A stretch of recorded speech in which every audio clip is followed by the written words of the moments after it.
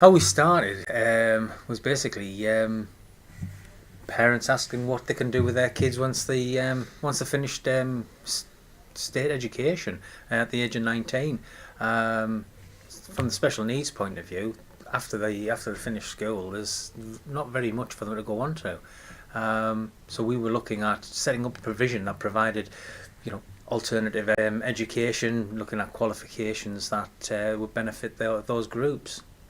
And what was your background before you came to Cumbric? Well, I was a head teacher for 24 years, and as John's just said, that was the reason that we actually started this, because parents were always asking, can you keep the children on? Can you keep the young adults on? And no, you can't just keep them in school. So with that background, John worked for me for many years, or I should say worked with me for many years. We then decided to set this provision up, and we're very lucky getting this building that we're currently in. And how has it progressed since you took it over? It's been a bit of an uphill battle, basically trying to get through all the red tape that comes with an asset transfer. We've been here since September 2015, and we've had the time to actually, develop the community side of things, and we're doing quite a good job on that. We have an awful lot of activities in the centre that promotes values, it promotes engagement, and a lot of, like I say, the people on the estate are actually starting to get involved now. One of the things that we're doing now is very much looking at the employment side of things within the building. And we're lucky in that we're working with the Citizens Advice group down in Gateshead, and we're looking at entrepreneurship. We're looking at setting up retail and all the skills that are involved in that. John has already established a pop-up shop within the centre here. So we practice those skills. So the development is very much looking at employment within the area. I like working here for the shop. Like selling DVDs and CDs. Bikes.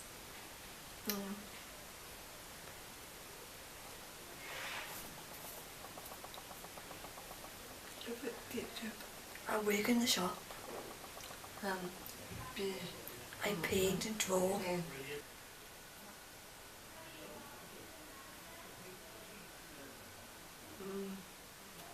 It's not bad. It's good working in the shop, but it's only voluntary. It's only voluntary. I don't get paid. We're open a lot more. There's a lot more things for the community. There's a lot more things for the kids, groups and stuff. Whereas before, the centre was closed quite a lot of the time. I think there's always been a gap where that needs to be filled, and I think from our point of view here, we look at the opportunities that we've got available within the centre to create those gaps in the market. For an example, I mean, we've got a cinema screen here, which we need somebody to run the cinema, we need somebody to sell the tickets, we need somebody to do the promotion. It's a job for somebody, but we're looking at the development of it and looking at taking it out into the community, because there's no reason why we couldn't have a pop-up cinema that actually travels around the region. We could have discos doing exactly the same. These are all jobs that we can actually create within the centre, creating employment. And these are just a couple that we're actually thinking about. We've got a list that we could do, and it's just basically getting the right people in to do the right job and developing each subject.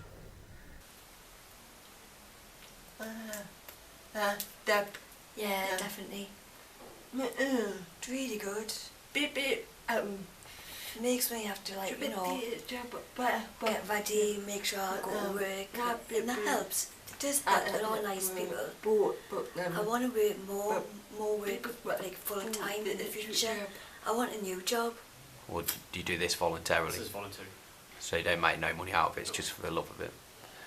So really, the centre depends on volunteers like yourself. Yeah. John actually picked the name because it is a language that was used in this area north of England, south of Scotland, and died out in about the 12th, 13th century.